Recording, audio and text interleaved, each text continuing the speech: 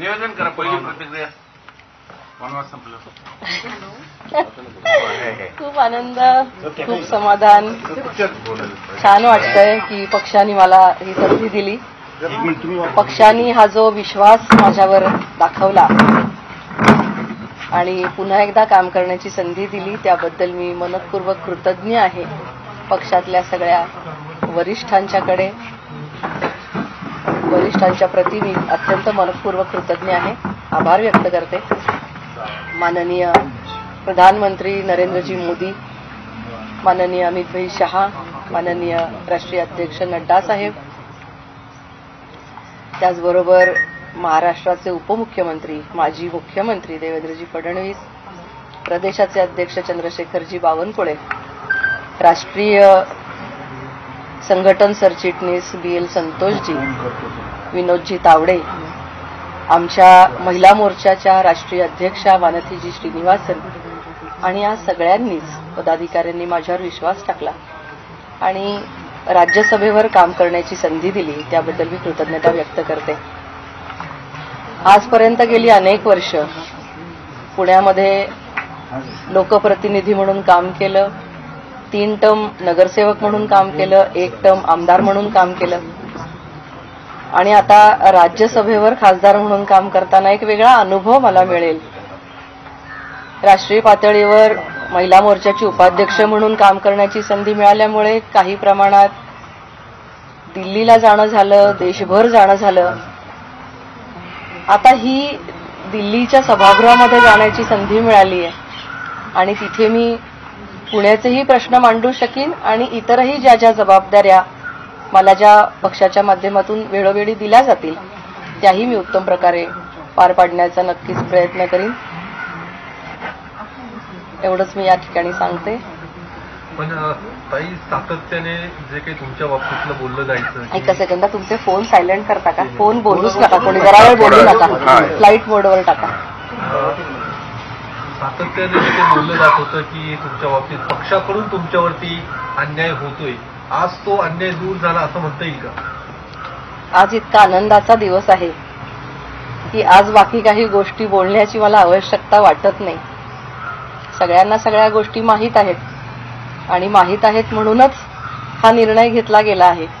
त्यामुळे आता छान घडलेलं असताना काही वेगळं आठवण्याची आवश्यकता मला वाटत नाही. एकत्र येऊन खूप छान काम करू.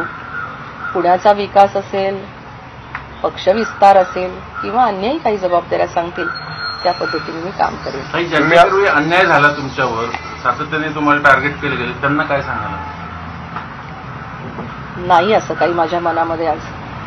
ही प्रोसेस जरा सांगा, म्हणजे तुम्हाला कधी तिकडनं सांगितलं गेलं तयारी करायची आहे आणि त्यानंतर कोणी सांगितलं होतं, दरम्यानच्या काळात कुणाशी बोलणं झालं, तो म्हणजे ते विश्वासाचे किंवा आश्वासक शब्द कुणाचे होते जरा ते तुम्हाला असं कधी कळालं की आपलं राज्यसभा मिळणार असं तुम्हाला कधी असं वाटलं होतं?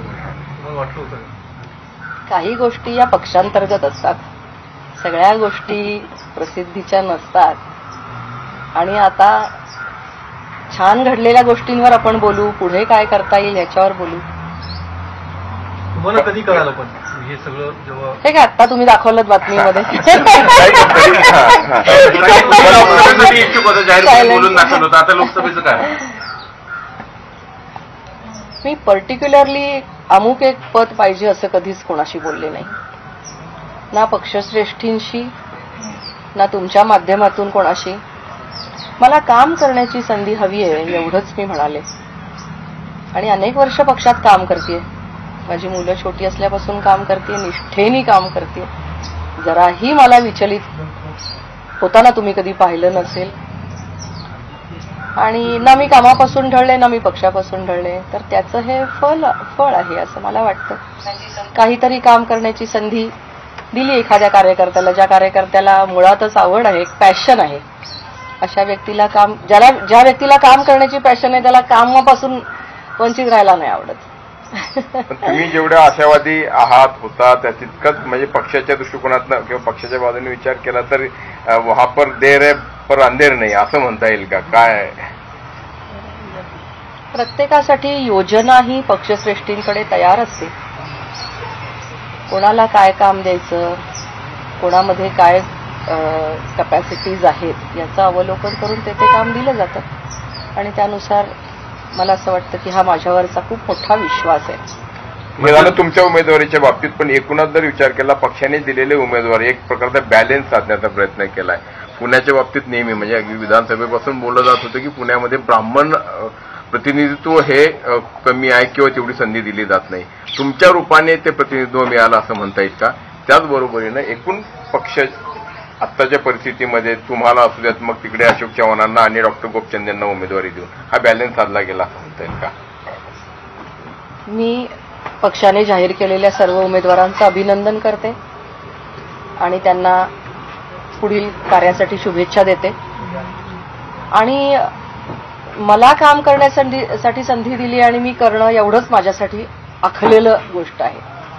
वरिष्ठांनी काय दृष्टी ठेवली आणि काय विचार केला हा माझा विचार करण्याचा मुद्दाच नाही. पण पुण्यात मी एक छोटी कार्यकर्ती आहे, मला माझ्या कामाची हे माहिती आहे आणि तेवढ्यापुरतंच बोलणं हे माझं कर्तव्य आहे. तुम्हाला ज्यावेळेस उमेदवारी मिळाली नव्हती त्यावेळी पुण्यातल्याच एकूण ब्राह्मण समाजापैकी अशा प्रतिक्रिया आल्या होत्या की एक प्रकारची अन्यायाची भावना होती. म्हणजे असंतोष तर नाही, म्हणजे एवढं पुढे कधी हे होत नाही, पण अन्यायाची भावना निश्चितपणे त्यांच्यामध्ये होती. तर ती आता दूर होईल असं तुम्हाला वाटतं? नाराजी दूर होईल समाजातल्या? समाजातल्या अनेक लोकांचे मला फोन येत आहेत. थोडीशी त्यांना आशा वाटली जेव्हा निर्णय झाला नव्हता, पण तुमच्या माध्यमातून लोकांना की उमेदवारी देण्याची शक्यता वगैरे तेव्हापासून फोन येत होते आणि आता तर खूप फोन येतात. तर एक सर्वदूर समाधान आहे समाजामध्ये, पण अर्थातच इतर समाजातल्या लोकांना सुद्धा माझ्याविषयी खूप जिव्हाळा आहे, प्रेम आहे. कारण मी काम करत असताना विशिष्ट असा समाजाचा भाग बनून कधीच काम केलं नाही. त्यामुळे मी सर्वच बांधवांचे मनापासून आभार मानते. वेगवेगळ्या जाती धर्माचे लोक माझ्याशी खूप एकोप्याने राहतात, मला अगदी बहिणीसारखं प्रेम करतात आणि अशा सगळ्यांचे मला फोन येत आहेत, आनंद व्यक्त होतोय. त्यामुळे हा विशिष्ट जातीचा मुद्दा नसून एक निष्ठावंत आणि कृतिशील अशी व्यक्ती की जिला पुन्हा एकदा संधी मिळाली याच्यासाठी सगळ्यांचं समाधानाचे स्वर मला ऐकू येतात आणि मला छान वाटतंय. ते तुमच्या उमेदवारीचा लोकसभेला कसा फायदा होईल? बघूया, आता मला जेवढा मला करून देता येईल तेवढा मी देईनच.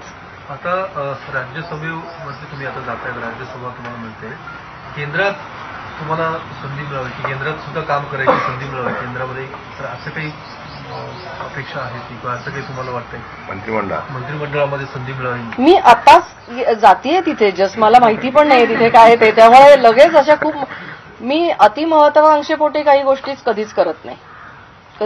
माझा स्वभाव नाही. मला शिकायला आवडतं, मला काम करायला आवडतं. मी नक्कीच शिकीन तिकडे. कसे मोठे मोठे दिग्गज तिथे त्या सभागृहाचा भाग झालेले आहेत, आधीचेही होते. त्या सभागृहात बसायला मिळणं, प्रश्न मांडायला मिळणं, आपली भूमिका मांडायला मिळणं हे इटसेल्फ किती समाधानाची गोष्ट आहे. याच्या उपर आणखीन काही अपेक्षा करणं हे फार अवाजवी ठरेल. काही तुम्हाला मध्यंतरी तुमच्या मतदारसंघापासून लांब ठेवलं गेलं, निरोपही मिळत नव्हते, तुम्ही जाहीरपणे ते बोलणंही दाखवलं, नाराजी व्यक्त केली होती. आता सगळं हे आता पुन्हा मतदारसंघात ऑब्व्हियसली सक्रिय होणार पूर्ण ताकदीनं? मी सगळीकडे सक्रियच होते. माझ्याकडे पद असो किंवा नसो, मला ज्या गोष्टी पटतात त्याच्यावर मी बोलते, ज्या गोष्टी पटत नाही त्याच्यावर मी हे नाही पटलं म्हणून बोलते. तर ते इश्यू बेस असतं, ते कोणावर व्यक्तिगत नसतं. एखाद्या महानगरपालिकेच्या कृतीवर असतं, प्रशासनाच्या एखाद्या निर्णयावर असतं. आणि आपण कुठेही असलो, महाराष्ट्राच्या विधिमंडळात असलो किंवा संसदेचा भाग असलो तरी पुणे हे माझं माहेरघर आहे आणि त्यामुळे पुण्यातल्या विषयांमध्ये लक्ष घातलं जाणार नाही असं तर नक्कीच नाही होणार. एका बाजूला तुम्हाला असं बाजूला ठेवलं जातंय असं दिसत असलं तरी वरिष्ठ नेते, दुःख झालं का माझ्यापेक्षा जास्त वरिष्ठ नेते येऊन मी विसरले तरी मला आनंद काय आहे. पण तरी दरम्यानच्या काळात वरिष्ठ नेते यायचे, छान पाहुणचार घेऊन जायचे तुमच्याकडे. तरी म्हणजे ठीक आहे की इथले निरोप मिळत असले तरी तुमचे निरोप योग्य ठिकाणी पोहोचत होते. आनंदाची गोष्ट आहे. Thank you so much. आणि तुम्ही सगळेजण नेहमी म्हणजे आता हे ऑफ द रेकॉर्ड तुमच्या रेकॉर्डचं काही नाही, तुम्हाला पण मला धन्यवाद द्यायचे. कारण सगळ्यांनी माझ्या ज्या ज्या वेळेला एखादा विषय मी उचलला असेल, एखाद्या प्रश्नावर मी बोलले असेल, मी अगदी आमदार असताना काही प्रश्नांवर मी माझी भूमिका मांडत होते, नगरसेविका असताना मांडत होते, नगरसेविका आमदार नसताना मी काही इश्यूजवर बोलत होते. तर याही राज्यसभेची उमेदवारी घोषित झाल्यानंतर पुण्यातील भाजपच्या कार्यकर्त्या माजी आमदार मेधा कुलकर्णी यांची ही पहिली प्रतिक्रिया होती. पत्रकार परिषद घेतली त्यांनी आणि त्यानंतर आणखी एक नाव आहे जे भाजपनं जाहीर केलेलं आहे. डॉक्टर अजित गोपछडे यांना सुद्धा उमेदवारी देण्यात आलेली आहे. त्यांच्याशी संवाद साधलाय माझे सहकारी सुशांत सावंत यांनी.